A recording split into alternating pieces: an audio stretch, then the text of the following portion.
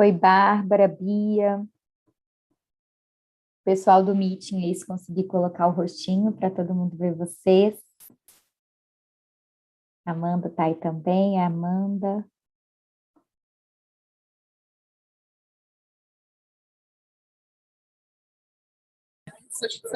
A Isabela tá aí, chegou. Isabela, tudo bem? E boa noite a todo mundo, tudo jóia, e vocês? Tudo bem. A gente está só dando uns minutinhos, porque tem, assim, tem gente entrando, caindo, só para dar uma Aham. estabilizada, a gente vai Não, eu já estava iniciar. aqui, eu acompanhei que vocês estavam Ah, aguardando o pessoal chegar. então tá bom.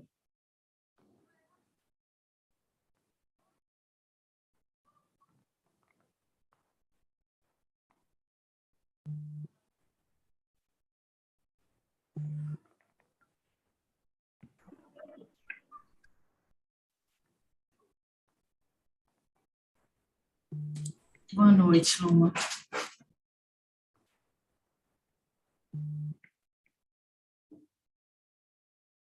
Tá tendo um barulhinho? Vocês estão ouvindo como se fosse uma chamada?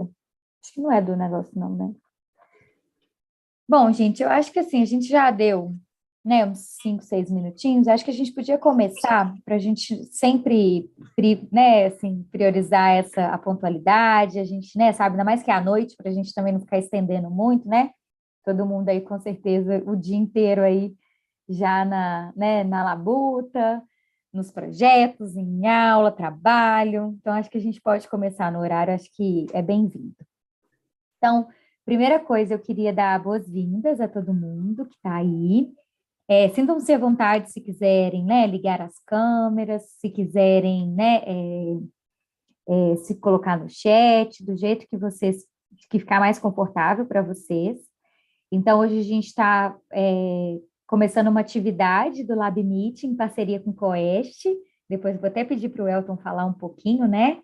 É, é um Lab Meeting, ele faz parte de um projeto de extensão, que é o Meeting, @Meeting Saúde, que é um Instagram que a gente tem. E aí a gente cria uma vez por mês um evento para que a gente possa aprofundar a respeito de algum tema que foi publicado no Instagram. E dessa vez, um tema que foi muito pedido, que já está sendo, né, já tem um tempinho que as pessoas estão solicitando para a gente fazer sobre escrita acadêmica. Então, a gente conseguiu viabilizar hoje esse evento com a participação do João. Primeiro, agradecer, João, pela sua presença, por você ter aceito o convite, né? Sei da agenda, da dificuldade que é, mas te agradecer imensamente. Eu pedi até para os meninos do meeting, quem tiver aí para abrir as câmeras, né, para as pessoas conhecerem vocês. A gente tem o Thalisson, que está lá em Portugal, fazendo intercâmbio, está aqui hoje com a gente. A Gabriela, que é aluna de mestrado, a Amanda, que é da iniciação, né? A Patrícia, eu vi que a Bia está aí, a Jaque, a Bárbara, não sei quem mais está aí que eu não vi, a Isabela também é professora, né? Co-coordenadora do meeting, que está aqui com a gente. Então, a gente tem uma equipe grande, bacana, que faz e viabiliza esses eventos. E hoje a gente conta com a parceria do Elton, né, do Coeste, representada aqui pelo Elton. Aí eu queria abrir para você, Elton, falar um pouquinho, né, do papel do Coeste, agradecer, né, assim, pela sua disponibilidade, né, no contribuir e ajudar a gente aqui com a organização do evento. Essas parcerias são muito boas, né, só acrescentam tudo. Então, te agradecer e te dar a palavra, né, caso você falar um pouquinho sobre o Coeste, falar um pouquinho da atuação, que é bem bacana. Então, boa noite a todos e todas. Para nós que é um motivo de muita satisfação, professor, estar com vocês. Essa é a nossa motivação também, é fomentar essas atividades. Eu acho que, para quem não conhece, eu sou Elton Sadia, sou estudante de enfermagem aqui da UFMG e estou como coordenador do Comitê Estudantil da ABEM Minas Gerais. Então, é a entidade que representa os estudantes dentro da ABEM, então nós estamos lá participando das ações de fortalecimento da nossa profissão, né, tanto fortalecimento político, acadêmico. Então, é sempre um motivo de muita alegria estar nessas atividades e contribuindo aí para discutir esse tema, ainda mais com um amigo como o João, que já conheço aí de longa data, então, certamente nós iremos aprender muito aí, né, nessa noite. Então, para nós é sempre um motivo de alegria, professora. Obrigado pela oportunidade. Obrigada a você, Elton, fico muito feliz. Então, eu queria apresentar formalmente o João, né? Eu não vou dar para ler seu currículo todo, não, viu, João? Vou fazer um resuminho aqui do que está no Lattes para te apresentar. E foi muito legal porque o João ele foi, né, uma pessoa que foi indicada por mais de uma pessoa, né? O nome do João chegou para a gente de diferentes formas, de diferentes vias. Então a gente teve certeza, né, que a gente gostaria da presença dele aqui hoje. O João ele é enfermeiro, graduado pela Universidade Federal de Viçosa. Atualmente ele é mestrando em enfermagem na Universidade Federal de Alfenas. É especialista na modalidade de residência em enfermagem, saúde mental e psiquiátrica pela Faculdade de Medicina da Universidade de São Paulo. É especialista em enfermagem oncológica pelo Instituto Federal de Educação, Ciência e Tecnologia. É especialista em docência em ciências da saúde pela Faculdade de Venda Nova do Imigrante. Atua na área da saúde com ênfase em educação, ensino em saúde, índice de mortalidade precoce, saúde mental e psiquiatria, cuidados paliativos, né? E está aqui hoje para compartilhar um pouquinho da experiência dele, né? Tem publicações em artigos nacionais e internacionais, tem atuado nessa área, né, João, da escrita acadêmica. Então a gente conversou com ele aqui hoje para ele poder compartilhar um pouquinho da vivência, da experiência que ele tem, e te agradecer imensamente, João, a disponibilidade, né, de doar um pouquinho do seu tempo para, né, compartilhar o conhecimento conosco. A gente está muito feliz com a sua presença. E aí eu já vou passar a palavra para você, para a gente não se estender muito por aqui, tá bom? Obrigada novamente, viu, João? Eu que agradeço, professora Carolina. Então, para mim é um motivo de muita alegria estar essa noite aí com vocês, principalmente numa era de negacionismo, né? E pessoas que a todo tempo negam o que a gente faz cotidianamente. Então, é importante a gente demarcar que o nosso trabalho de formiguinha é mobilizar as pessoas para que elas acreditem no que a gente faz e possam ter melhor qualidade de vida, melhores índices de saúde e etc. Então, já cumprimentar a todos aí os participantes, né, as pessoas que estão aí conosco nessa noite, na pessoa do Elton, né, o Elton é um amigo aí de trincheiras, a gente se conheceu no movimento estudantil, vi o pessoal construir aí o COEST, né, na época eu já estava deixando de ser aluno de enfermagem para me tornar residente, vi o pessoal engajar, né, a escola de onde eu sou egresso, né, que é a Federal de Viçosa. Então, para mim é um motivo de muita alegria poder retornar nesses espaços, porque eu acho que a extensão tem a sua validade, tão quanto o ensino e a pesquisa, né? Só que a extensão é muito deixada de lado, e aí eu gosto desses espaços, porque são esses espaços que desenvolvem pessoas e que devolvem, né, o que a gente faz para que as pessoas possam retribuir, distribuir, compartilhar. Acho que a pesquisa contribui com o avanço, o ensino contribui com o avanço de pessoas, só que só a extensão muda vidas, né? Na academia, a extensão tem um poder muito grande e eu gosto disso. Então, nessa noite, nós vamos comentar aí um pouco sobre a escrita acadêmica, e aí eu já trago alguns conflitos de interesse, né? Que atualmente eu sou pesquisador colaborador e professor convidado do Instituto de Psiquiatria da USP. Sou docente da disciplina de metodologia da escrita científica, do curso de residência e específica da enfermagem, e colaboro com os alunos também da medicina, né, da área psiquiátrica. Estou lotado aí como mestrando na Unifal, sou bolsista de produtividade da instituição, né? E também colaboro como empresa de escrita, né? É a empresa da minha noiva, com a mãe dela, eu era um cofundador, tive que desfazer a sociedade por causa do mestrado e de outros trabalhos, mas ainda atuo como um colaborador aí. E aí, gratidão a todos esses espaços e mais essa nova parceria que a gente constrói nessa noite. E aí eu também cito o nome, né, da professora Beatriz, que é uma amiga aí da Carolina, ela que comentou, né, que ia citar meu nome. Eu falei, Bia, sinta-se à vontade, quanto mais parceria, melhor para todos, né, a gente só caminha se for junto. E aí eu deixo a minha gratidão a todos vocês e as pessoas também que passaram no meu caminho, né, sempre importante ter boas memórias e ser lembrado. E aí o nosso sumário, né, o itinerário nessa noite, eu vou comentar aí meu local de fala, fazer uma reflexão inicial mais para problematizar o assunto. Vamos então entender aí a escrita acadêmica, vamos pontuar aí um pouco sobre o desenvolvimento dessa escrita acadêmica. Vou falar sobre como avaliar essa escrita acadêmica de uma forma bem sucinta e vou deixar alguns conselhos aí de um jovem escritor. E aí, muito que eu trago aqui na minha fala é mais da minha experiência do que o que eu li ou do que as pessoas me falaram, né? É mais na prática mesmo. Então, meu local de fala, já foi citado aí as 3 especializações e os meu itinerário, né? Eu atuo também como consultor, né? E aí é estranho. Meu orientador do mestrado me perguntou no primeiro dia de mestrado, né? Eu fui para a reunião com ele, ele virou assim: eu li seu Lattes, estava lá que você é revisor de periódico, mas você não pode ser revisor de periódico. Falei, olha, eu não pedi em momento nenhum para alguém me mandar um artigo. As revistas que solicitaram, eu nunca neguei essa oportunidade. Só que aí, antes de eu ser revisor, eu tenho um processo de 4 anos em grupo de pesquisa, tenho um processo de colaboração de mais de 16 projetos de iniciação científica, então tem um peso aí, e a temática que eu trabalho é muito específica, né? Eu trabalho em enfermagem oncológica, e aí eu correlaciono o câncer e a saúde mental, então é uma díade aí de importância para alguns locais. E aí dessas revistas eu destaco algumas de mais importância, né? O Journal of Holistic Nursing, que é uma revista A1 da nossa área, a Cuidarte, que é uma revista B1, a Revista Cubana de Enfermaria, que é uma revista B1 também, e a Recons. São os periódicos aí que eu mais gosto de atuar e que constantemente trabalho por eles.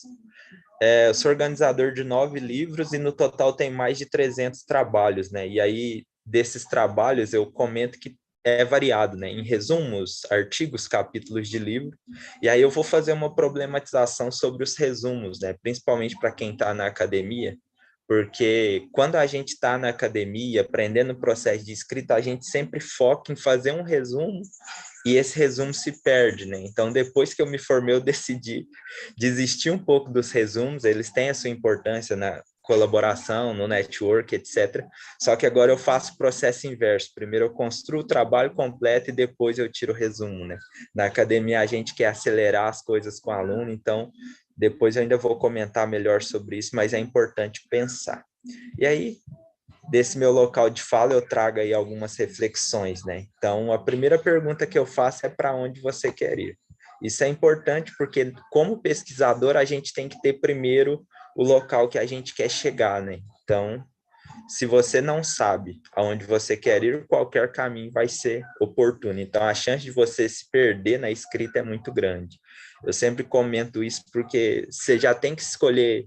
E aí, hoje eu não vou comentar, né, profundamente sobre a escrita de resumo e mais sobre pontos de artigos, porque eu acho que se a gente avançar é mais fácil a gente depois voltar um pouco atrás. E eu sempre penso isso, né? Então, vai começar a escrever algo, já tem em mente para onde você quer escrever, como que eles aceitam essa escrita, porque como, principalmente atuando na empresa, né, e como revisor de revistas, isso acontece muito. Então, pessoas que mandam artigos fora do escopo da revista, pessoas que querem publicar um artigo de nível regional numa revista de nível internacional. Então, esses erros, na minha opinião, não poderiam acontecer. Então, a gente sempre tem que ter um planejamento antes de ter a execução, né? E aí eu deixo para vocês que é melhor vocês passarem 90% do tempo da publicação planejando onde vai, o que a revista aceita, quais são as normas dessa revista,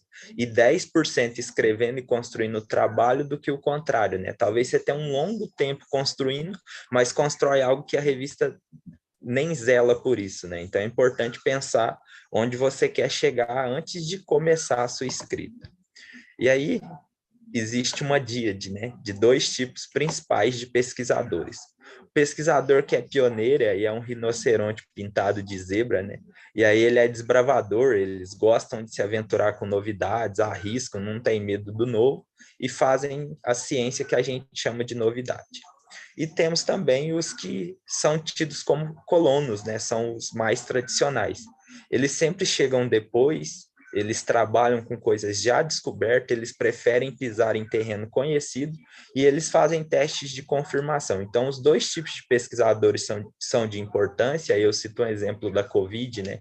Então, o nosso pioneiro foi o médico que escreve o relato de caso, né, do caso zero na cidade de Wuhan, na China, e os colonos aí, no caso, são as pessoas que agora estão fazendo revisão sistemática sobre a questão, estão fazendo revisões integrativas, estão fazendo testes melhores com as medicações que foram usadas sem controle, e aí é importante a gente pensar qual é o nosso perfil, né? Eu sempre penso nisso.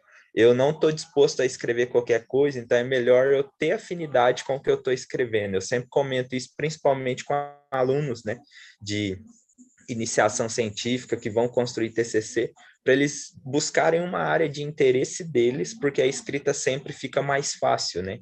E não tentar se aventurar. Então, conheça o seu orientador, a linha que ele desenvolve, conheça pessoas que têm a mesma afinidade que você, isso facilita o processo da escrita. E aí, se acostume ao fato de ler. Ler, para quem é pesquisador, é uma obrigação.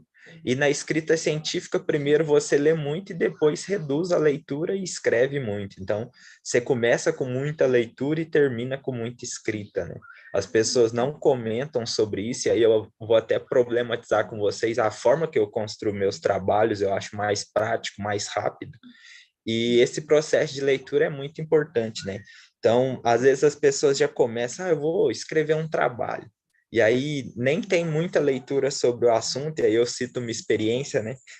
Trabalhei 1 ano e meio em uma revisão sistemática e uma meta-análise, e aí super empolgado, porque na época não tinha muito conhecimento sobre a temática, e a professora dava tarefa, e aí não conhecia o Ryan, não conhecia Mendeley, EndNote, não conhecia nada, só no fichamento, e fichamento, e fichamento, e tabela de Excel e fichamento. No final, lemos aí quase 300 artigos na íntegra. E aí, quando tivemos aí o trabalho pronto para mandar para uma submissão, já tinha 3 artigos em temática semelhante com meta-análise já. E aí, uma problemática porque a gente não tinha leitura suficiente, né? É importante a gente pensar nisso e a experiência sempre capacita, né? Aprendi da pior forma possível, então hoje eu sempre faço uma revisão intencional, né? Eu quero publicar algo, quero pesquisar sobre algo, eu vejo aí se já tem na literatura algo semelhante ou se não, se eu sou aí um pioneiro na temática.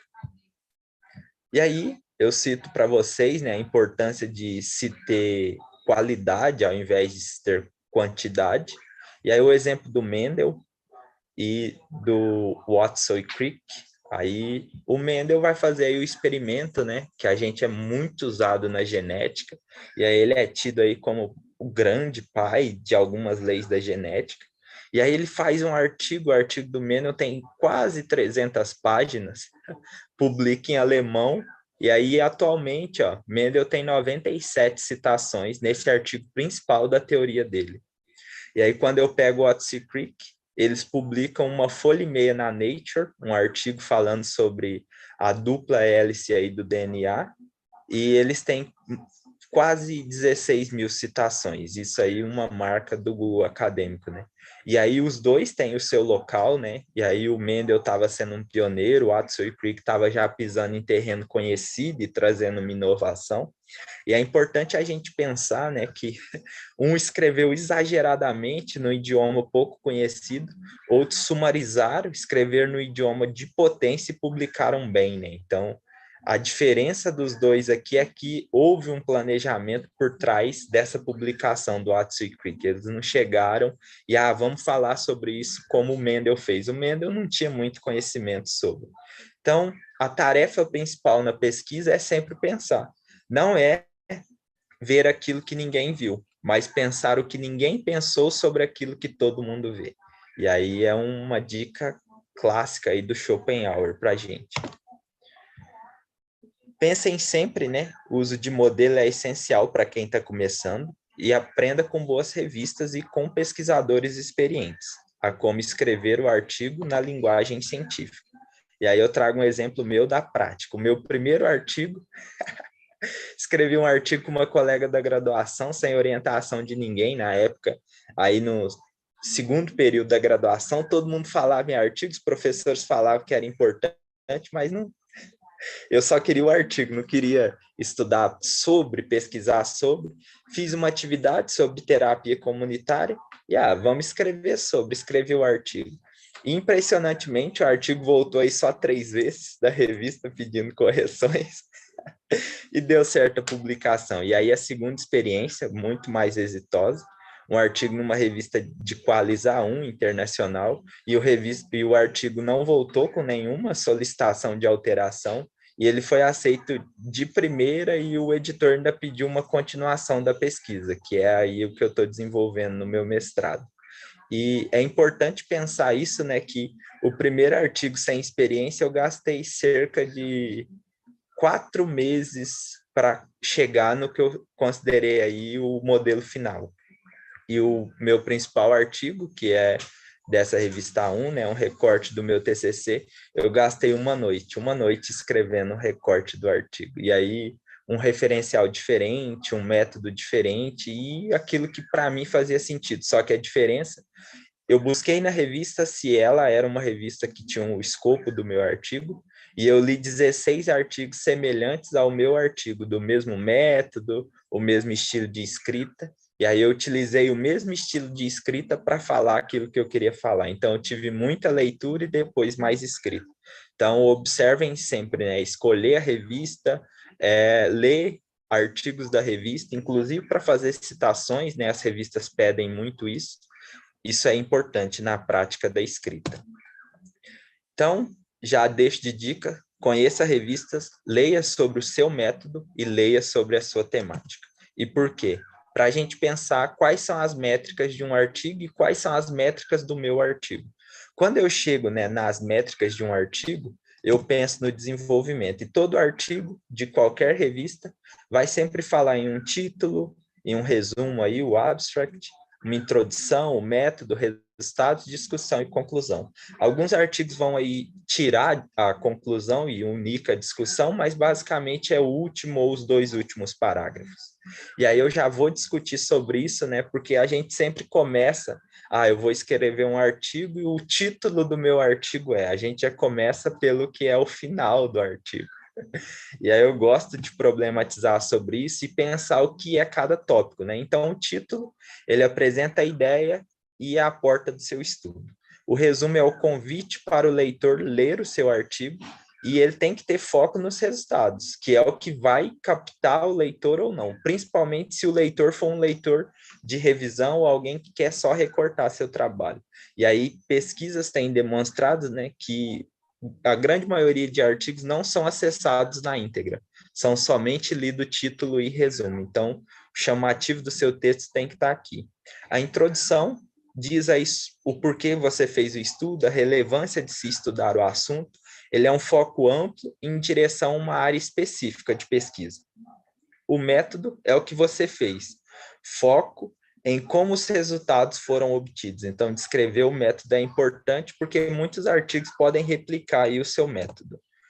Os resultados, o que se verificou e quais são os achados, foca em descrever o que foi encontrado na pesquisa, e essa seção deve governar toda a estrutura do seu artigo. Tem que estar casado com o seu título, com a sua metodologia, com a sua discussão, conclusão. Então, eu falo que é o coração do artigo científico, os resultados dele. A discussão com a interpretação se dá aos achados, se os achados são diferentes ou parecidos de outros estudos, e foco é dialogar com outros autores, né? É meio que uma conversa formal. E a conclusão, o que se conclui a partir desse novo ponto de vista, o foco é em fazer apontamentos e sugestões.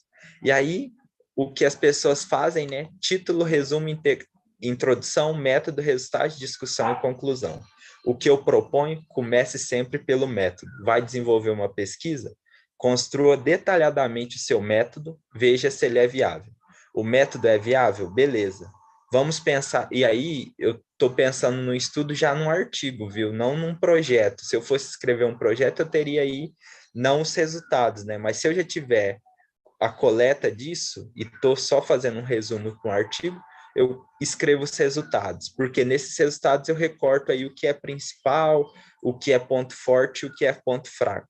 Terminei os resultados, construo a minha discussão.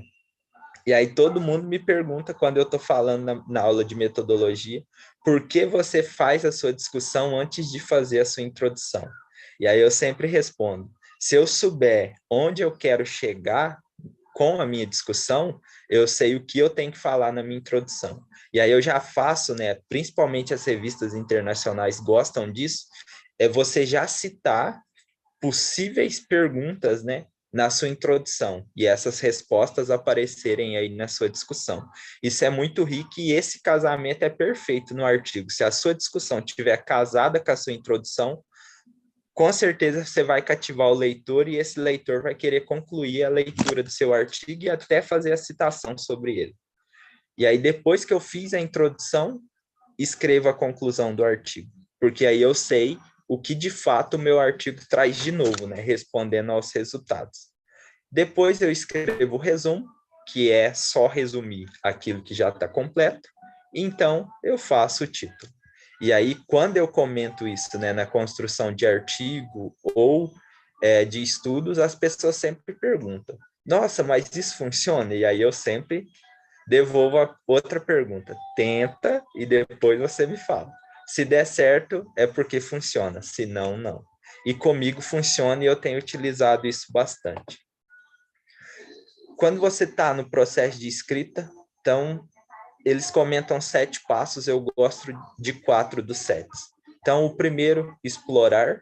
Explorar deixa muito amplo, né? Então, eu gosto de foco. Então, quando você está buscando aí o que escrever, sobre o que escrever, tem um foco. Faça um foco, porque esse foco você consegue recortar um bom objeto de estudo, né? O objeto de estudo é sobre o que vai ser falado.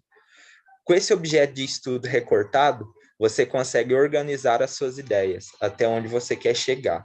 E aí você consegue redigir, sabendo sobre o que você quer falar, da forma que você quer falar, e o que as pessoas já falaram sobre isso. Então, é fácil organizar e chegar nesses pontos.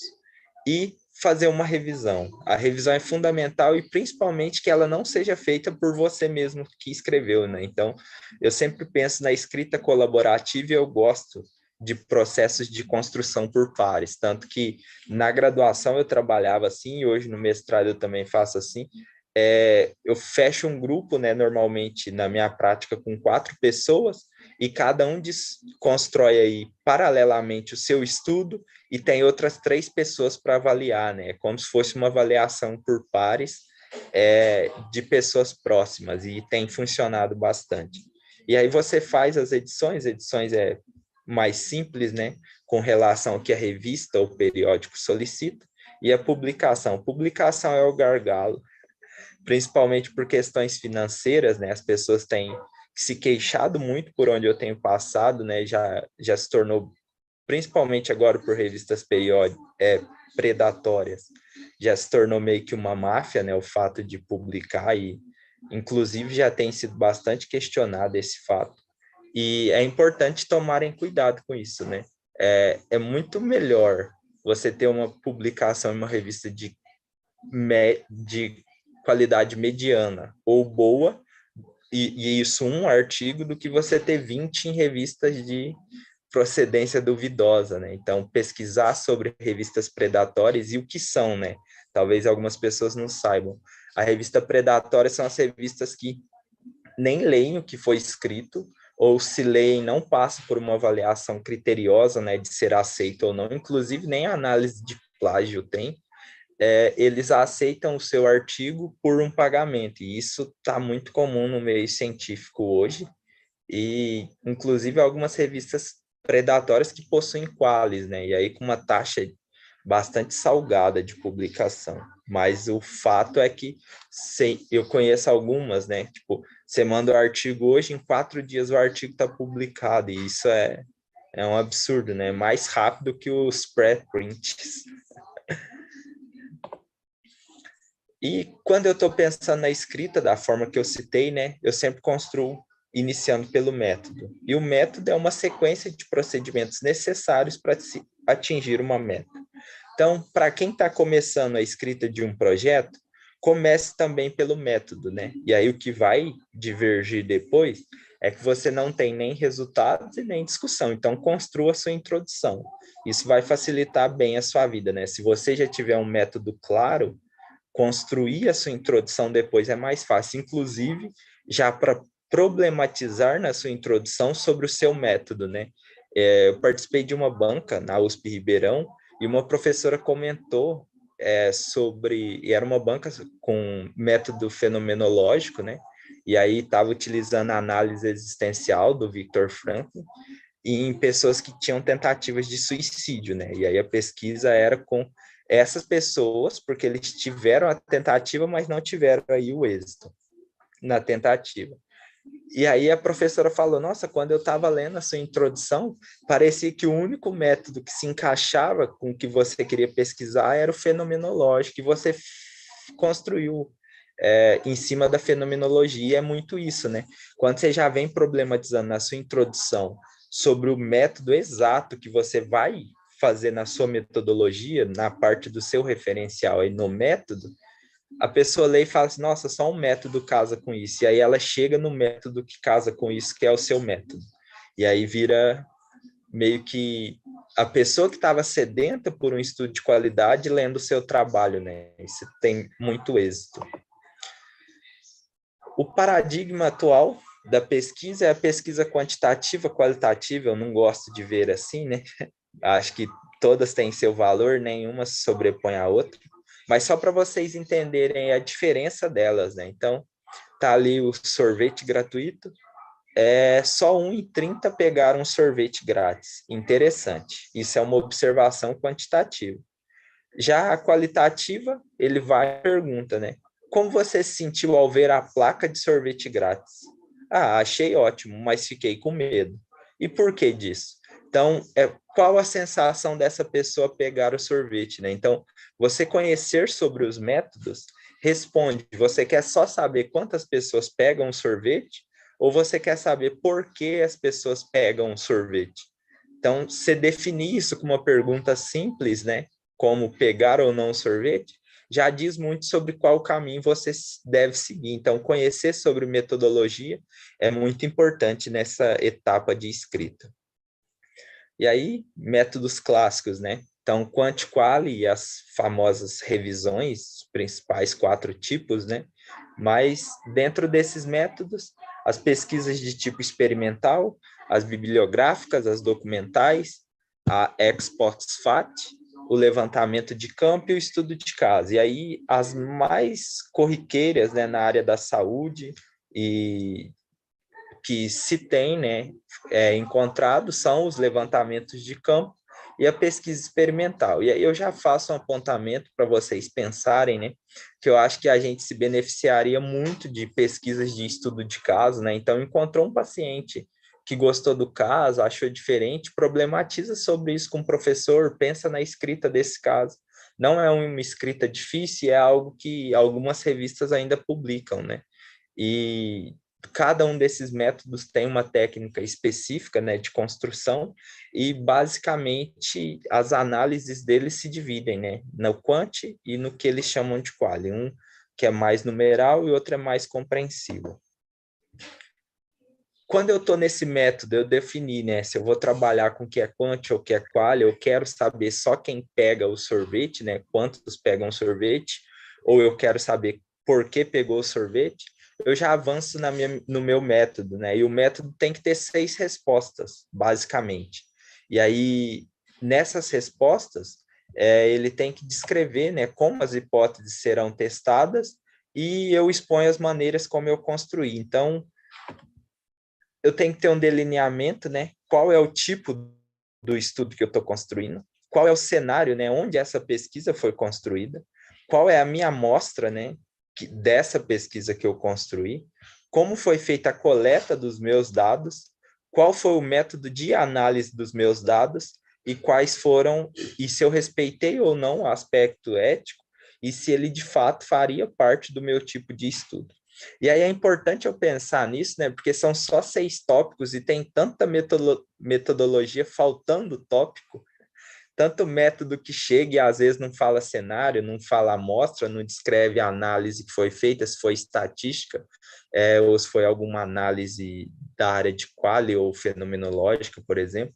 E isso é importante, né? Anotar essas etapas, porque se você construir um método com essas 6 etapas, a chance de dar errado é menor.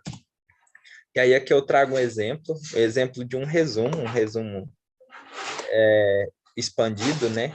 E aí o método eu descrevo nele, né? O tipo de estudo, é um estudo transversal com abordagem quantitativa. Aonde foi feito, né? Foi com dados secundários, com casos de mortes por câncer no município de Viçosa.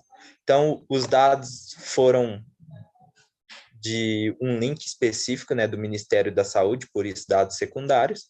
Como que foi feito esse recorte, né, para saber quem tinha morrido por câncer ou não? Foi através do CID-10, como que foi feita a análise descritiva e não precisou, né, o parecer do comitê de ética, porque são dados secundários. E aí eu deixo uma dica para vocês, alunos, utilizar dados secundários, né, de domínio público faz muito sentido, acelera muito o processo da escrita, e se vocês não conhecem, não sabem utilizar, né, faz muito sentido procurar, porque acelera e dá mais possibilidades, né? Às vezes a gente quer construir muitos tipos de estudo que dependem do comitê e tem a dificuldade, né, de alguém para auxiliar. E aí o comitê de ética em pesquisa é quem libera ou não estudos a serem realizados com seres humanos. E aí foquem sempre nisso, né? O método tem que responder 6 etapas. Qual o tipo de estudo, aonde é o estudo, como foi feita a coleta desses dados, como vai ser a análise desses dados e se tem ou não aí a ética respeitada.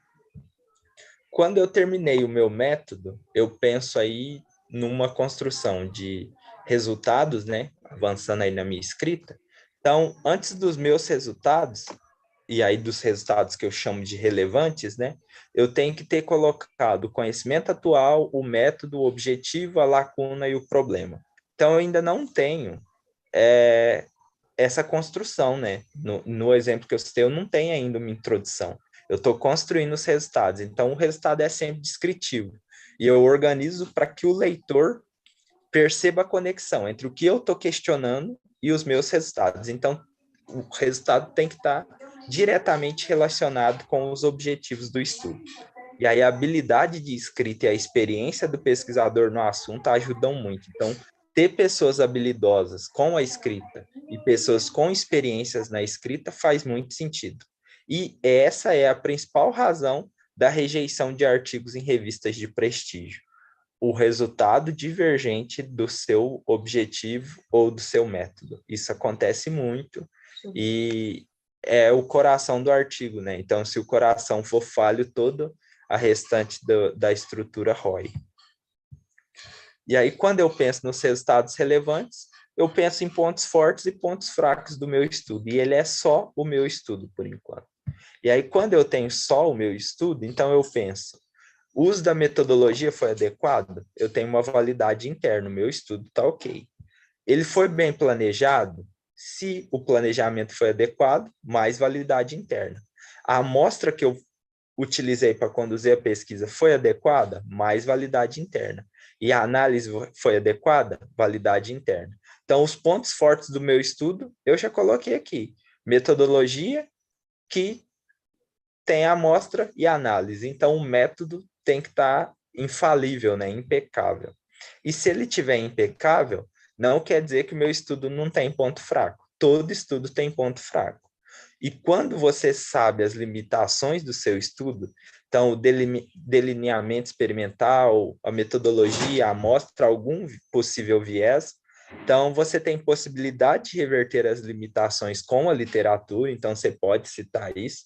E aí eu cito um exemplo recente, né, de um artigo que eu tive aprovado na revista de Medicina de Ribeirão Preto. A gente estudou sobre a sobrecarga do familiar cuidador e tinha uma amostra de 180 familiares, né, nessa análise que a gente fez, e a gente não encontrou a sobrecarga. E aí, a questão que o avaliador mandou para a gente era, vocês estão pesquisando sobre a sobrecarga o título de vocês fala sobre existe sobrecarga ou não no familiar cuidador? Esse é o nosso título. E aí ele foi e falou, vocês não podem, tipo, mandar um artigo para a gente que não demonstrou sobrecarga. Eu falei, não dá para eu forçar meus resultados e te dar sobrecarga. Não teve sobrecarga. Só que a gente explica isso, né? Não tem sobrecarga porque o familiar se solidariza, tem vergonha de falar que está cansado, deixa sempre de fazer as coisas, mas não quer falar que está deixando de lado, porque ele tem um amor exigente, né? Tipo, a pessoa tá ali em sofrimento, tá com dificuldade, precisando de auxílio, e eu não tenho coragem de falar das necessidades que eu tenho, né? E aí eu me calo para viver a necessidade do outro. E a gente encontrou isso no artigo, e aí a gente construiu uma discussão em cima disso, né? E quando eu faço isso, eu faço uma pesquisa de qualidade, porque se não encontrar o resultado que você esperava, também faz sentido. E isso é ciência, né? Não quer dizer que seu artigo é inválido, quer dizer que seu artigo tem um método rigoroso que alcançou resultados que fazem sentido para aquela localidade, né? Pode ser que, por exemplo, em São Paulo, no Rio de Janeiro, na favela da Rocinha, ter câncer e ter um familiar que cuida é uma sensação diferente, mas na nossa experiência, pesquisando com familiares que cuidavam dentro do ambiente hospitalar ou do ambiente caseiro, né, doméstico, a nossa experiência foi que não tinha sobrecarga. Mas isso, né, conhecer meus pontos fracos, permite restringir a abrangência da conclusão. Então, lá na nossa experiência, na cidade de Muriá, em Minas Gerais, não tinha sobrecarga. A nossa conclusão é regional e não é um problema para a gente. A gente estava pesquisando a nível regional e a nossa amostra não era a nível nacional. Então, conhecer sobre a minha metodologia, sobre a minha amostra é fundamental. E é possível sugerir estudos futuros. Sugerimos outros estudos com população maiores, com variedade de amostra, com outros tipos de familiares que cuidam, ou pessoas que desenvolvem o cuidado. Isso é fundamental. Então, os pontos fracos, se usados corretamente, se transformam em trampolim para o seu trabalho, né? E aí, quando eu tenho esses pontos fortes e fracos em relação aos outros estudos, discutindo diferença nos resultados, eu tenho a construção da minha discussão. E significativo, né, esses resultados. Mecanismos e implicações teóricas ou práticas, perguntas não respondidas e pesquisas futuras. Então, quando eu discuto o meu ponto forte, meu ponto fraco com a literatura, eu consigo ver aonde a gente avança no conhecimento. E aí é fácil pensar, né? As revistas pedem isso, qual é o avanço que você conseguiu com esse trabalho? Então, o avanço é esse, a gente usou esse método, encontrou isso como ponto forte, encontrou isso como ponto fraco, e o avanço é esse. Novos estudos têm que ser feitos e podem ser nessas temáticas, os estudos, nessas análises e etc. E aí aqui um exemplo, né, de uma literatura de importância e onde a gente encontrou uma lacuna, isso aqui é um recorte de um estudo meu. Então, eu já tinha um resultado, né, sobre a espiritualidade e o cuidado espiritual, e um estudo canadense tinha a mesma temática do meu estudo, e esse estudo canadense revelou a necessidade da abordagem da espiritualidade, considerando ser vital ao ser humano.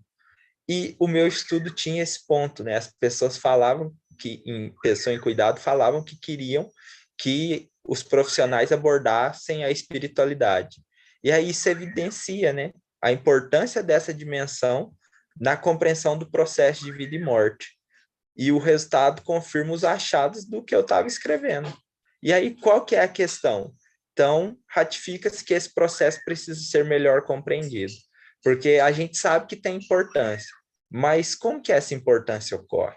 E qual é a significância que a pessoa dá? E o quantitativo não respondia. E aí agora a gente está construindo na fenomenologia o sentido da crença do sujeito, e aí a gente avança respondendo essa questão, e aí serve disso, né? O nosso estudo era quant, virou quant-quali, né, se transformando em misto, e agora vai ser fenomenológico, e já com 2 revisões em andamento. Então, uma pesquisa vai sempre puxando a outra, se elas forem sempre bem conduzidas. E qual que é a principal questão da discussão, né? A discussão é um ponto de importância no estudo, né? Ela confirma aí e dissemina o sangue desse coração, que é os resultados. Então, ela confirma um resultado já obtido, ela contradiz um resultado anterior. É importante, né? Estudos contraditórios também fazem sentido. E aí eu não estou defendendo o uso da cloroquina, viu, gente? É sempre importante um estudo sério. Se a metodologia fosse séria, a hidroxicloroquina tinha caído na primeira pesquisa feita. O problema é que o método era completamente enviesado. E aí amplia os resultados já obtidos ou permite uma nova abordagem sobre o assunto. E aí a minha discussão tem que ser em cima disso, né? Então, na comparação, muitos estudos abordados na introdução são usados. E aí essa é uma questão importante. É daqui que eu tiro a ideia que a gente constrói primeiro a discussão e depois a introdução. Eu já tenho um método, sei onde eu quero chegar, já tenho os resultados daquilo que foi feito, fiz a minha discussão. Pô, fazer uma página e meia, 2 páginas de introdução é muito rápido. Eu já li muitos artigos para construir a minha discussão. E se contradiz outros estudos, e explique por quê. E aí a sua metodologia é quem explica, né? Por que contradiz ou não. Utilizou método diferente, fez algum apontamento equivocado, utilizou algum método errado, a análise teve erro no seu ou no outro estudo, isso é importante também. E aí, essa discussão sempre caminha para um avanço científico, né? Avanço na temática que foi estudada. E aí, uma fotinha para vocês lembrarem, né? Então, a literatura disponível é o cachorro deitado, o resultado do seu estudo é só um gatinho. Mas quando você coloca o gatinho em cima da literatura, você tem um novo patamar do conhecimento, né? E aí a ideia da escrita científica é sempre essa, né? Não é ficar só girando em círculo, mais papel, mais paper, mais produção e etc., aumento no lápis, etc. Mas a intenção é ter esse avanço, né? É o que você contribui no pouco que você faz. E aí, quando eu penso na avaliação, eu cito o maior problema que chega para mim hoje, atuando como revisor de revista, eu já entrei aí com mais de 60 processos, né? E eu sou um revisor que não deixa isso passar, eu tenho muito receio disso, e eu acho que é melhor entrar com o processo do paper sair, de notificar os autores, do que deixar lá na frente o autor perder um título ou perder alguma coisa por causa do plágio, né? E aí esse plágio tem alguns detectores para isso, né? E aí o que é o plágio? É o uso de uma ou diversas fontes de textos e ideias, né, sem dar o devido crédito aos autores das ideias presentes no que você disse. E aí existem 3 principais tipos, né? O integral, eu copio um trabalho na íntegra e falo que esse trabalho é meu. O parcial, eu copio várias partes do trabalho diferentes e não dou crédito a nenhum dos autores. E o conceitual é parafrasear ou copiar ideias sem citar a fonte original. E aí é importante a gente pensar nisso, né? Porque na academia, o principal pensamento da formação de um novo pesquisador é que ele seja crítico, né? Então, se ele é crítico, ele tem a capacidade de ler, sintetizar e demonstrar o que ele entendeu. Então, na escrita, coloque sempre o que você entendeu daquilo e veja novamente, lendo o trabalho, se é coerente ou não com o que o autor disse, né? E aí esse processo na escrita é muito difícil e vale a pena ler muitos artigos sobre, consultar pessoas sobre isso e principalmente os programas, né? Ter sempre os programas ao seu lado aí para te auxiliar, porque às vezes e aí eu já observei muito, né? Alunos que pegam 3 palavras sequenciais e aí eles só invertem, né? Palavras de ordem e aí o professor, dá uma olhada no texto que eu escrevi. Falei, não, isso não é seu. E principalmente de áreas específicas, né? Quando você cai na mão de um avaliador que tem domínio de uma área, de uma temática, que lê sobre, a chance desse plágio ser encontrado é grande. Então, eu sugiro aí que tenham muito cuidado com isso, principalmente para o nome de vocês não se mancharem com isso, né? É bastante feio para pesquisadores caírem por isso. E aí, como evitar, né? Então, eu estou escrevendo a minha ideia com minhas palavras? Sim. Ah, então não é plágio. Eu estou escrevendo com a minha ideia com minhas palavras? Não. Ah, então eu estou parafraseando ideias de outras pessoas? Sim. Eu estou citando as fontes? Não. Então é plágio. Eu estou citando as fontes? Sim. Eu estou adicionando meus próprios comentários ao texto? Sim. Então não é plágio. Eu adicionei um comentário, mas não citei? Não. É plágio. Eu estou parafraseando ideias de outras pessoas? Não. Eu estou usando ideias e conceitos já existentes? Sim. Eu estou adicionando meus próprios comentários ao texto? Sim. Então não é plágio.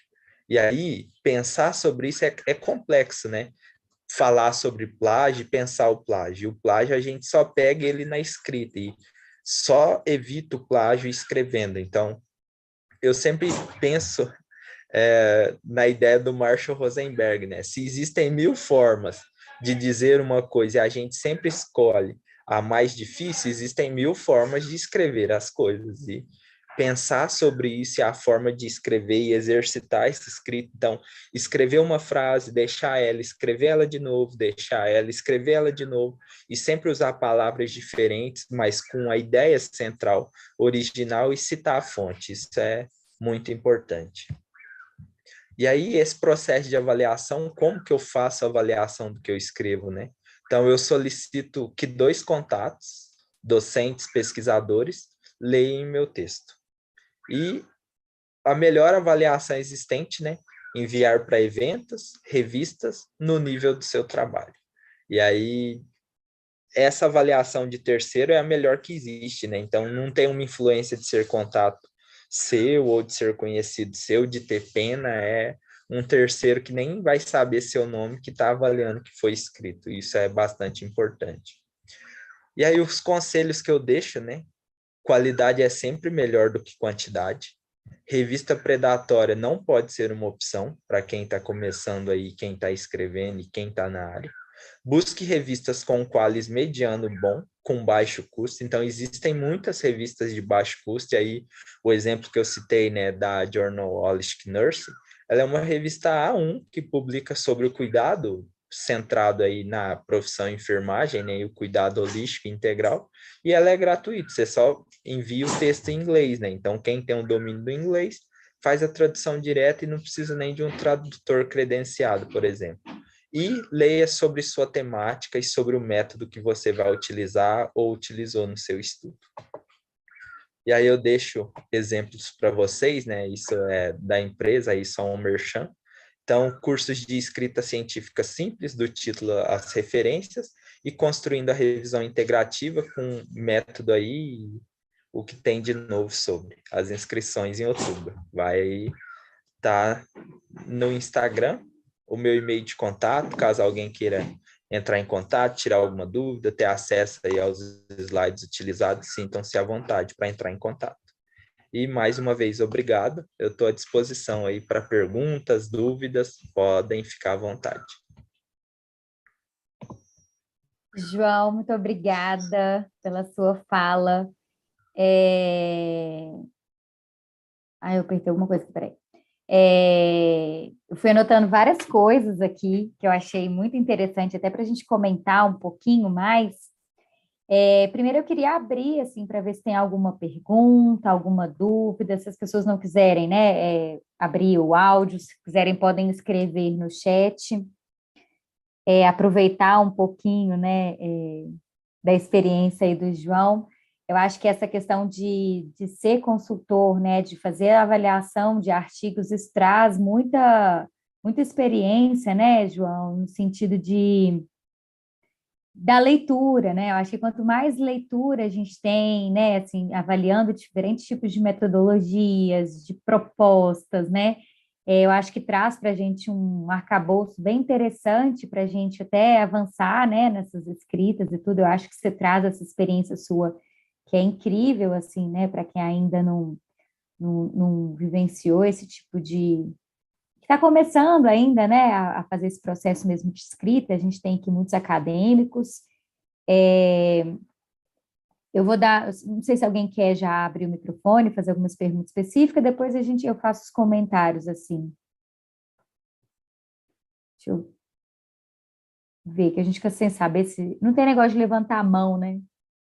Tem algumas pessoas colocando no chat aqui da sua apresentação. Tem, Carol, acho que tem algumas Tem? coisas para levantar. Não sei se alguém quiser levantar a mão, pode. Ou se quiser só abrir o áudio também. Enquanto as pessoas vão aparecendo, eu vou comentar algumas coisas que eu achei muito interessante, assim, né? E queria que você falasse um pouquinho, até assim, para as pessoas entenderem algumas coisas, né? Assim, que a gente tem de pessoas de diferentes momentos aqui, que você explicasse, assim, você comentou assim, é uma revista predatória. Né? Você podia falar para a gente um pouquinho o que significa, né, uma revista ser predatória? Se tem algum lugar que a gente encontra essa informação? Quais são os cuidados que a gente tem que ter nessa escolha? Né? Eu queria que você desse um pouquinho fizesse um pouquinho da fala em cima disso, João. Então, eu gosto do nome, né? O nome já é quase autoexplicativo, né? E é estranho a gente pensar isso, porque os alvos são exatamente nós, pesquisadores. Então, eles são predadores de autores, né? Eles buscam autores ansiosos pela sua pesquisa, por conseguir aí a sua publicação, e eles os encontram, e isso é bastante assustador. Então, como observar se uma revista é predatória ou não? A gente tem alguns links, né? Eu gosto muito do Predaqualis, ele dá o link da revista, demonstra quais as chamadas da revista. E esse Predaqualis, né, ele é baseado aí principalmente no Qualis, né, na avaliação da CAPES. A gente está com um grande problema na CAPES, né, nesse último quadriênio, só que ainda é relevante utilizar a plataforma Sucupira, né, uma plataforma onde você coloca o nome da revista e sai aí o Qualis dela. Só que isso a nível de Brasil, né, a gente ainda está muito engateando na questão de pesquisa, porque a nível internacional já se usa o JCR, né, e aí esse JCR é o fator de impacto que essa revista tem e a amplitude das citações que ela tem. E aí o que eu gosto de fazer? Eu gosto de entrar, né? E vocês, como vinculados ao FMG, têm acesso à plataforma do JCR, que é via Portal CAPES, né? Pelo Portal CAPES você acessa e você consegue ver. E aí, inclusive para vocês, né, terem conhecimento, existem revistas brasileiras de qualis baixo na área de enfermagem, por exemplo, B3, B4, que já tem JCR, e algumas revistas de enfermagem, por exemplo, que não tem o JCR, e isso é um movimento que eu achei muito, utilizando a plataforma, conhecendo sobre ela, né, e aí os cuidados, né, onde observar. Então, plataforma Sucupira, no Predaqualis, é só pesquisar mesmo, Predaqualis. E se vocês pesquisarem também, né, hoje com a internet livre, no próprio Twitter ou no Yahoo Respostas, por exemplo, recebi uma chamada da revista, é predatória? Hoje já tem fóruns de debate sobre isso. E é arriscado pensar sobre isso, por quê? E eu falo isso sendo revisor de alguns periódicos, né? Periódicos sérios, ele entram em contatos com pesquisadores renomados, pesquisadores famosos. Então, é muita ingenuidade, por exemplo, você apresentar e as revistas predatórias gostam disso, né? Você apresenta um trabalho num evento regional e aí ela não te chama nem de pesquisador, já é direto doutor. Doutor XXX, te convidamos para publicar na revista. E aí, primeiro ela te coloca lá no céu, né? Te dá várias opções, quem é essa revista? Aí fala que o Qualis da revista é A3, e A3, segundo o novo Qualis, vai existir, mas a CAPES nem implementou, e a revista já é A3, né? E aí você saca na hora que é uma jogada, e aí no final, porém, não recebemos fontes de financiamento de nenhum órgão público, por isso será solicitada uma taxa de publicação no valor de, e aí, R$700, R$800, R$500. E para quem está na graduação, o pensamento é muito esse, né? Eu preciso de uma publicação, então eu vou atrás. Pessoal, existem muitas possibilidades. Aí eu gosto de citar as possibilidades da América Latina, né? para a gente dar representatividade. Então, um exemplo, a Recom, por exemplo, que é uma revista que eu colaboro com ela tem uma taxa de submissão, uma taxa para publicação, e aí a taxa da publicação e a tradução que se faz, né? E quando eu penso nisso, eu prefiro algumas revistas tipo da Colômbia, que eu pago só a tradução para o idioma e o artigo é publicado. A revista cubana, eu traduzo para o espanhol, para o inglês, e o artigo é publicado por isso. E são revistas de qualidade semelhantes. Então, publicar no Brasil é bem caro, porque o sistema que se criou aqui é por pagamento, né? E aí as predatórias em busca dos autores fizeram isso. E aí é muito isso, Carolina, é pesquisar mesmo se a revista é predatória e sempre desconfiar. É melhor desconfiar do que achar que é algo sério. É excelente, João. Assim, acho que é porque a gente às vezes fica falando muito com o aluno, né? Vamos tomar cuidado com a revista, né? O investimento que tem que ter no artigo, né? Porque quando você investe no artigo, de buscar, a gente fala assim, da questão, gente, tem que buscar coisa nova, referência nova, né? Artigos bons, de qualidade, para a gente ter um peso, né? Um artigo mais robusto, né? Para que a gente possa procurar essas revistas que de fato geram uma pontuação, né, que geram uma qualificação e que vão ter, de fato, uma visibilidade, né, vai atingir a população acadêmica ou não, né? Mas, João, tá cheio de comentário aqui, eu achei um interessante, que foi da Thalita, te perguntando, né, pedindo para que você falasse um pouquinho mais a forma como você escreve seus artigos, assim, no sentido em grupo, por exemplo. Como é que vocês dividem as tarefas? Como é que vocês se organizam, né? Porque hoje, assim, dependendo do tamanho da pesquisa, a gente tem, né, várias pessoas participando dessa escrita. Então, como é que você se organiza? Assim, qual que é a sua experiência? Olha, eu já trabalhei com dois tipos de grupo. E aí o primeiro é o que deu errado e o segundo é o que deu certo. O que deu errado é a famoso grupo que, tipo, vamos fazer cada uma parte. E aí o autor A faz a introdução, o B faz o método, os seus resultados e o D a discussão. E aí todo mundo junto e faz a conclusão. Aí fica um Frankenstein da pesquisa, né? Cada um fez um pedacinho, ninguém fez nada. E aí, como eu trabalho?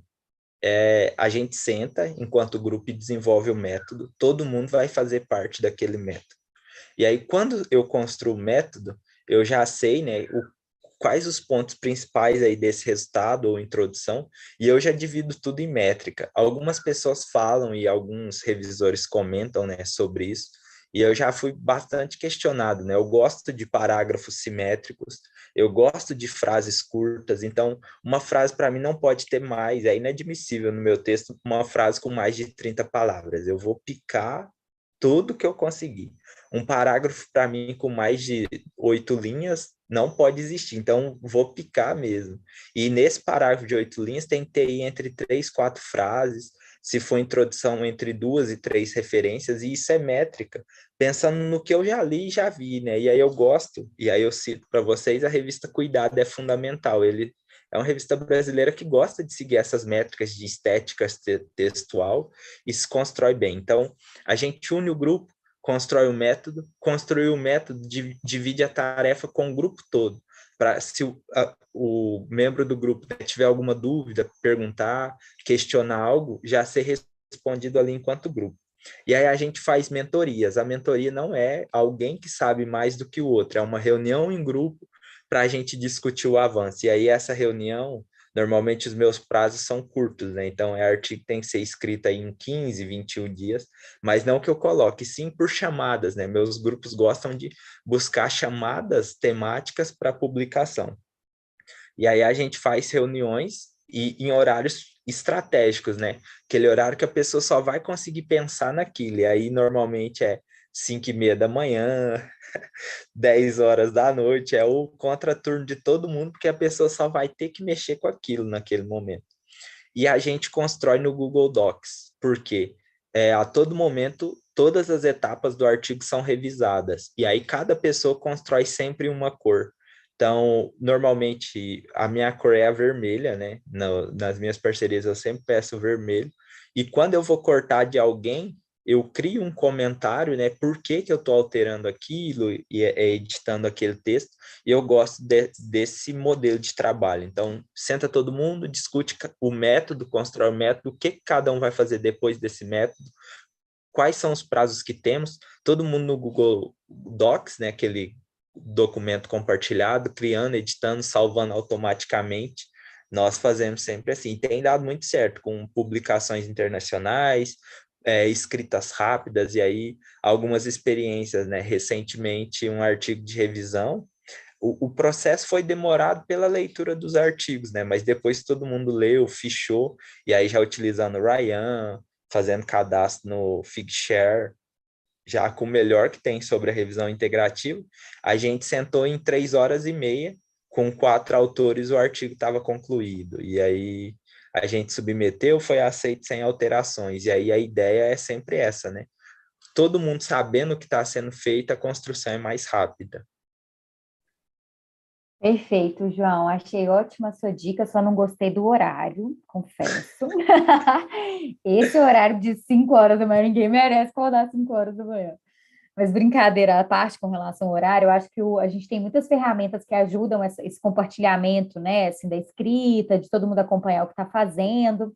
E eu queria, antes de falar a pergunta do Elton, falar um comentário, assim, porque provavelmente a gente tem alguns alunos aqui que estão naquela fase de construção do TCC, né, ainda nessa construção, assim, um pouco mais anterior a essa do artigo, e eu queria falar um pouquinho sobre essa questão da introdução, assim, aí eu queria que você me ajudasse, porque a gente tem muito assim, né, depois que a gente faz a pesquisa, depois que a gente executa a pesquisa e que você vai para as produções, né, para os artigos e para os resumos e para tantas outras coisas, a gente, de fato, deixa a introdução por último, que é a forma mais, assim, acertada, né, de você conseguir trazer toda a problemática bem coerente com aquilo que você discute, né, com os resultados e tudo, né, porque o artigo ele tem que ter coerência do início ao fim, né, então é bem interessante essa proposta.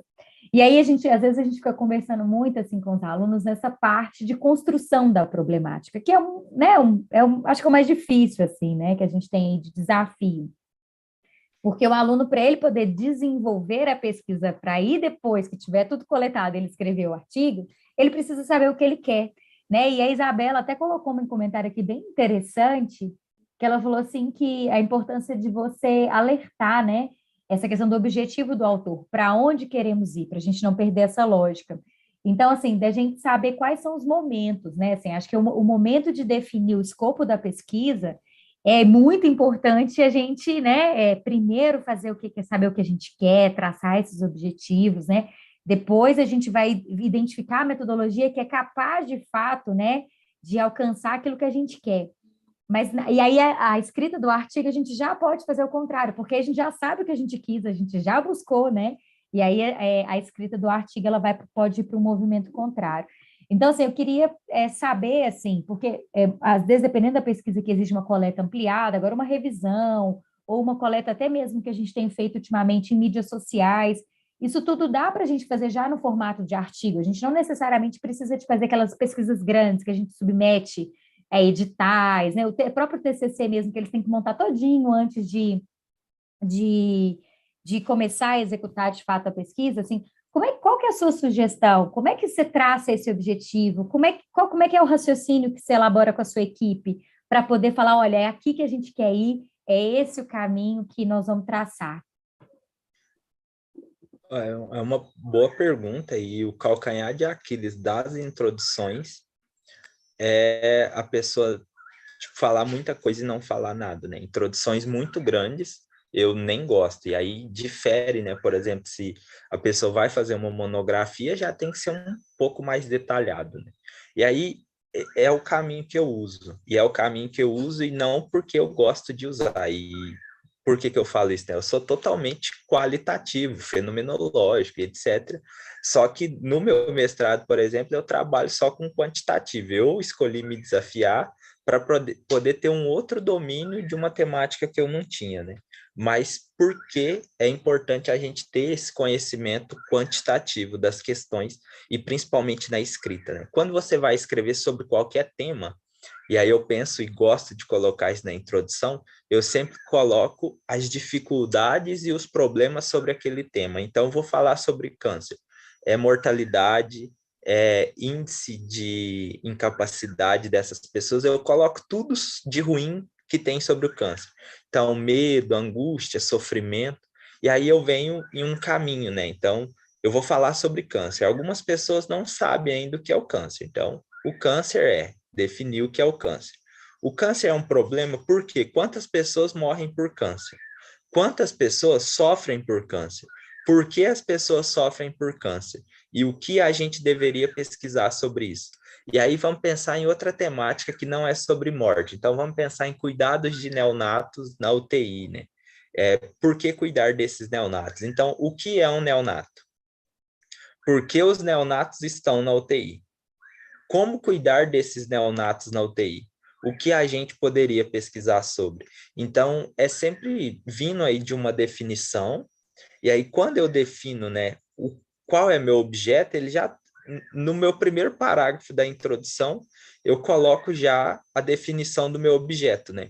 Então, o neonato e aí esse é meu objeto, e aí por exemplo, né, eu trabalho com mulheres com câncer de mama. Então, a mulher com câncer de mama eu sempre coloco na introdução, no primeiro parágrafo ali, quem é meu objeto. E isso já deixa claro para o leitor sobre quem eu vou falar. E quando eu já sei sobre quem eu vou falar, eu sigo um fluxo, né? Como que é esse problema no mundo? A minha pesquisa, eu quero fazer ela mundial ou eu quero fazer ela nacional? Então, se for nacional, como é no mundo, como é no Brasil? É local no mundo, no Brasil, em Belo Horizonte? Então, e com dados quantitativos, né? Quantificar isso é chamativo. Mesmo que seu estudo seja qualitativo, quantificar isso é importante.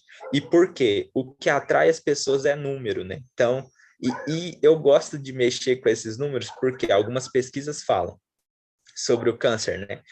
Até 2075, 20% das pessoas vão morrer por câncer. Quando você fala 20%, as pessoas viram assim, de cada 100 morre 20. Eu gosto de reduzir isso para eu interpretar o resultado. Então, até 2075, a cada 5 pessoas, uma vai morrer por câncer. E aí, quem está lendo isso fala assim, caraca, se a minha família é eu, minha esposa e mais 3 pessoas, um de nós 5 vai morrer até 2075. Isso é muito problema. E aí você utilizar os números ao seu favor também faz sentido, né? Porque eu não mudei nada. É os mesmos 20%, só que num estado mais local. Então, é definir o que colocar esse problema no mundo, por que isso é um problema, quais os desdobramentos desse problema e como pesquisar esse problema, né? E aí eu já caio no meu método. E pensando aí num TCC simples, né? Eu colocaria aí, e eu gosto disso, né?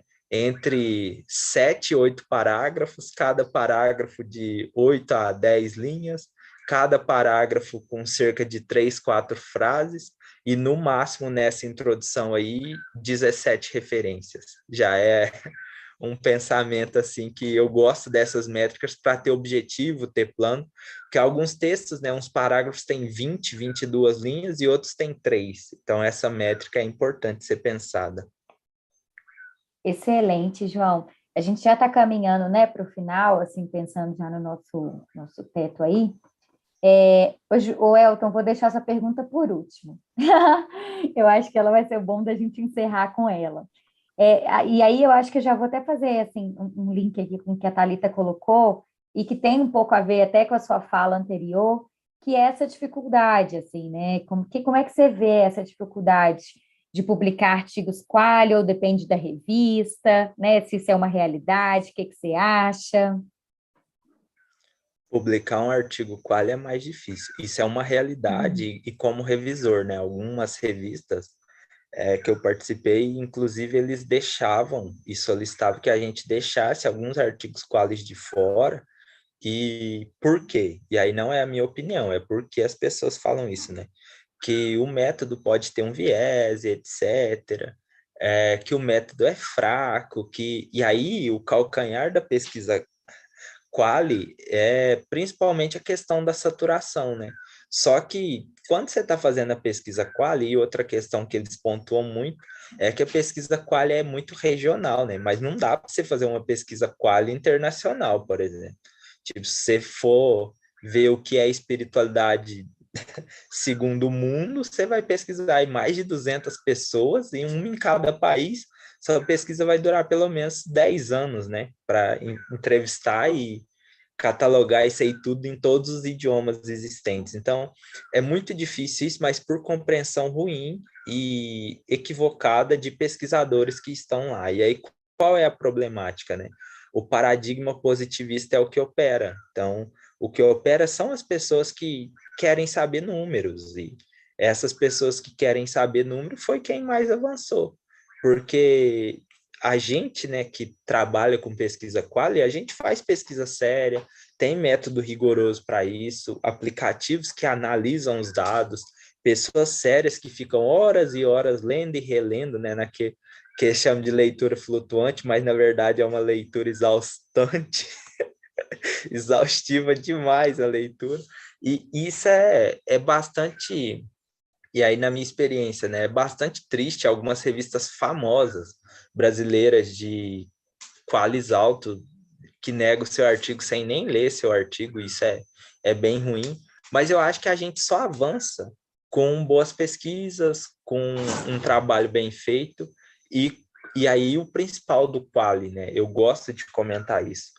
porque as pessoas saturam de métodos, e um método que entrou muito no comum, né, e no muito já feito é a análise de conteúdo. Então, você pode fazer análise de conteúdo, mas agrega um referencial teórico a ela, para ela não ficar só uma forma de interpretar, porque ficou muito isso, né?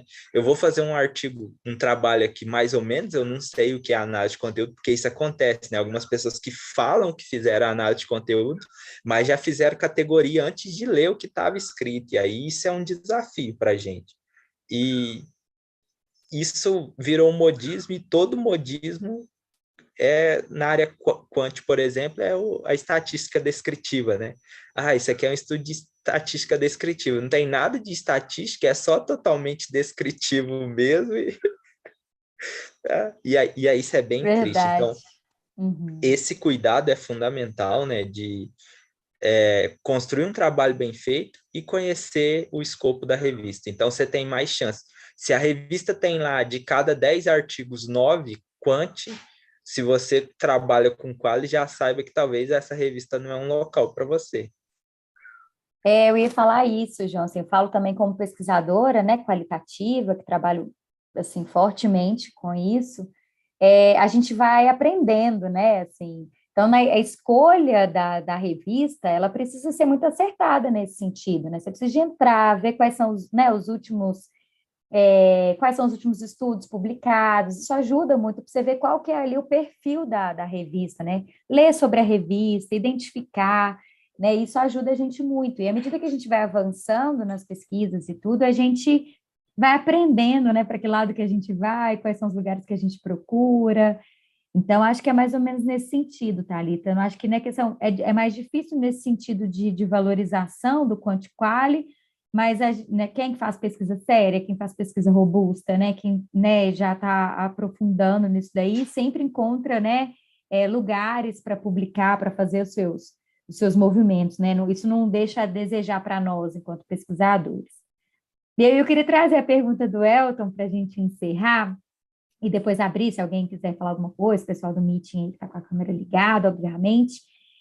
O João fala que, o Elton fala que, infelizmente, a gente tem muito pouco conteúdo sobre comunicação escrita científica durante a graduação. Como é que você percebe isso na sua prática e como é que você acha que a gente pode avançar? Eu também quero ouvir isso como professora da graduação. E isso foi um dilema, né? Eu briguei bastante na época da graduação por isso, porque no meu primeiro período tinha disciplina de metodologia científica, só que ela não ensinava metodologia científica, ela ensinava BNT, porque era uma regra da instituição ensinar a BNT. E aí aquilo para mim foi muito chato, porque aí eu comentava, né? E a professora era a Bia. Bia, mas se eu quisesse aprender norma, eu estava lendo um livro de norma, não precisava de você estar aí falando sobre isso. Não, você vai precisar disso, isso é um processo, você precisa conhecer e etc. E aí para mim foi muito dificultoso isso. E como eu avancei, né? Como eu de fato aprendi sobre metodologia e método científico. Foi com um grupo de pesquisa, só que não é o grupo de pesquisa não é um local comum, né? Ele não é para todo mundo. E não é para todo mundo, não porque ele não aceita todo mundo, é porque nem todo mundo tem condições de acessar ele. Então, alguns colegas têm contraturnos de trabalho, moram longe, e não têm disponibilidade para estar nesse espaço.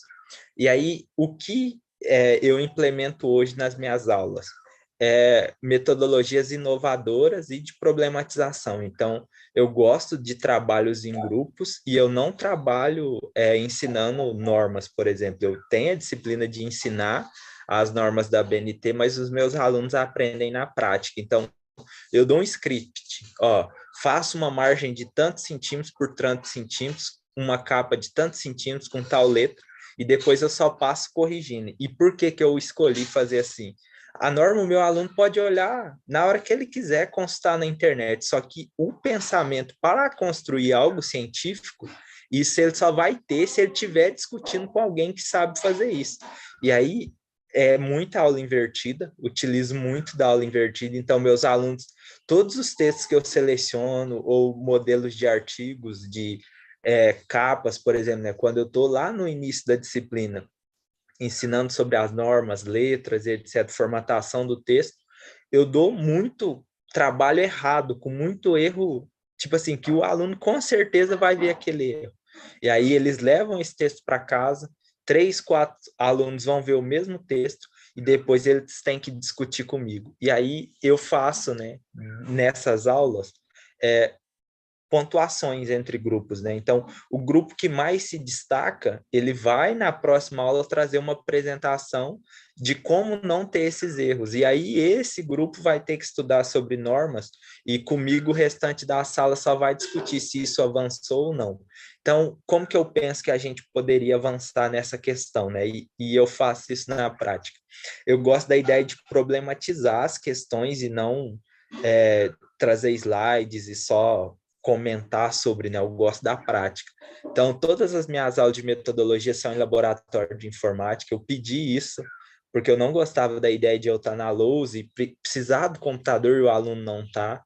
E a gente utiliza o documento, né? Eu gosto do documento compartilhado porque eu peço para alunos fazerem coisas simultaneamente só para um atrapalhar o outro, para a gente ver essas realidades, né, que podem acontecer, essas interferências. E quando eu termino essa parte, né, da questão da BNT e entro na segunda disciplina, que é entendendo e compreendendo o método científico, eu introduzo coisas mais profundas, né? Então, como construir uma introdução, o que é uma introdução, e juntamente com essa disciplina, o aluno vai construindo o portfólio dele. E aí o portfólio dele é um artigo sobre a temática que ele quiser, e no final isso pode ser uma produção para ele, né? Eu descobri que na academia a gente tinha muita produção e não tinha publicação em mérito ao aluno. Então, é muito trabalho, muita pesquisa para ser feita e nada de publicação. E aí eu escolhi fazer isso com os alunos e tem funcionado. Tipo, eu tenho hoje pessoas que saíram da disciplina e já com publicações e estão desenvolvendo artigos tipo solitariamente, desenvolvendo novos grupos, e isso tem funcionado. Eu acho que a falta de literatura sobre a temática é muito grande, a falta disso na academia é muito grande, e isso diz também de um sistema, né? O enfermeiro e os profissionais de saúde não são dignos de pensarem, né? Eles só têm que executar. Então, o que cabe na nossa matriz curricular é uma disciplina de 30 créditos de saúde do adulto, de 20 créditos de saúde do adulto, e uma disciplina de 2 créditos sobre metodologia de pesquisa. Então, é difícil a gente pensar em avançar sem esse espaço, né? Eu não acho que precisaria de ter mais créditos, por exemplo, mas eu acho que poderia casar isso com saúde do adulto. Olha, vocês vão ter que escrever um caso clínico sobre esse paciente, caso clínico vai ser analisado pelos professores da metodologia, qualquer dúvida que vocês tiverem, discutam com ele. A gente tem um comitê de ética aqui, que é guarda-chuva para casos clínicos desse hospital, dessas patologias. Tudo que for gerado na disciplina vai ser publicado. Eu acho que todo mundo se beneficiaria, né, de um sistema colaborativo. O problema é que não tem tempo de colaborar, né? E a ideia é sempre usar o outro de degrau e nunca de subir junto, né? É difícil essas questões. Nossa, perfeito, João, assim, traz para a gente realmente uma reflexão muito interessante, né? E aí eu deixo também, Elton, né, e colegas que estão aí, a importância da gente avaliar as disciplinas, né? Assim, o discente fazer avaliação das disciplinas que hoje, né, eles têm cursado. Muito no sentido, assim, né, eu vejo a professora Isabela está aí também, a gente faz esse movimento muito juntas com as disciplinas de gestão, que é valorizar essa posição do aluno, né? Assim, o que ele acha, o que ele sentiu, o que ele traz para a gente de novidade, assim, o tanto que é importante o aluno falar o que ele está sentindo falta, né? É uma forma do professor também dar uma sacudida, né? De cutucar ali, a gente parar para pensar, falar, pô, tem outro jeito de fazer, né? Porque, de fato, essa questão do tempo, ela é bem real para todo mundo, né? Tanto para quem está tentando escrever, para os alunos que estão querendo participar, quanto para o professor também, né? Digo isso para o lado de cá. Então, o aluno avaliar a disciplina, trazer sugestão, às vezes o aluno fica com preguiça, né, de preencher o formulário que o professor manda, acha aquilo chato, mas é uma forma de se expressar e de mostrar, olha, a gente está faltando alguma coisa, a gente está sentindo, né? Então, assim, vou reforçar essa questão da importância de vocês participarem desse processo também, ajuda muito o professor, né? É óbvio que tem professores que gostam do feedback, outros não, né? Isso tudo, o professor, quando ele quiser, ele vai te pedir, assim, fortemente, né, que você dê esse retorno para ele. Então, acho que aproveitar essas oportunidades, esses espaços também.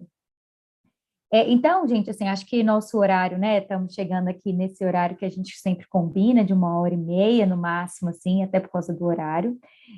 Eu queria abrir, né, para o pessoal do meeting, se vocês querem falar alguma coisa. Quero agradecer novamente, assim, publicamente ao João pela disponibilidade do tempo.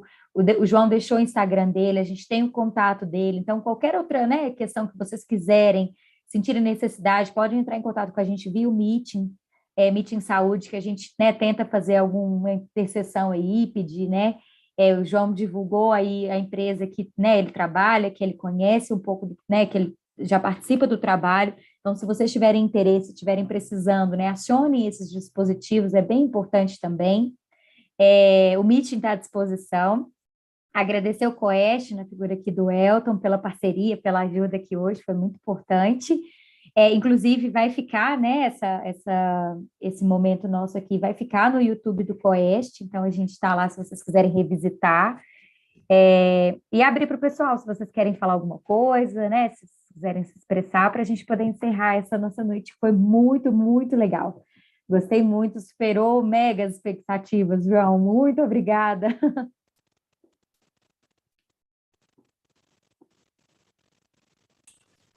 Bom, eu queria agradecer, eu aprendi muito hoje com você, João, eu achei bem bacana, porque você traz muito da prática, né? A gente às vezes pensa em escrita acadêmica, fica algo muito distante.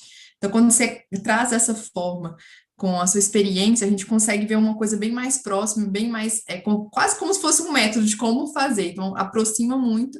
E eu fiz várias anotações, aprendi várias formas que você elabora as coisas, que talvez facilite a minha forma de pensar e de elaborar também. Então, muito obrigada, de verdade. Achei bem bacana. Parabéns. Pessoal, só dizer que a gente deixou um link aí no chat para fazer a assinatura da lista de presença, tá? Então, para assinar, para a questão do certificado e tudo. E aí, qualquer dúvida, qualquer coisa, vocês podem procurar a gente. Mais alguém ou podemos encerrar? Acho que... então, a gente vai para esse encerramento. João, obrigada novamente. Obrigada a todo mundo que esteve aqui hoje, de novo. Mês que vem, a gente vai ter outro Lab Meeting sobre Excel. Nós vamos ensinar um pouquinho, né? A gente mexer no Excel, mexer um pouco nessas formatações. Acho que vai ser bem legal. Então, fiquem ligados lá no Meeting, que a gente vai colocar as informações todas lá. Mas, de qualquer forma, também, todo mundo provavelmente sabe onde nos achar. A gente está lá na UFMG, na Escola de Enfermagem. A gente está super à disposição e estamos juntos. Obrigada a todo mundo, obrigada, João, pessoal do Meeting, Patrícia, Lu, Thaleson, Bia, que estava aí, já que estava aí também, Amanda, Elton. Então, até a próxima, pessoal. Pessoal, obrigado, boa Obrigada, noite a gente. todos, Abraço. bom descanso. Obrigada, gente. Bom descanso para todo mundo.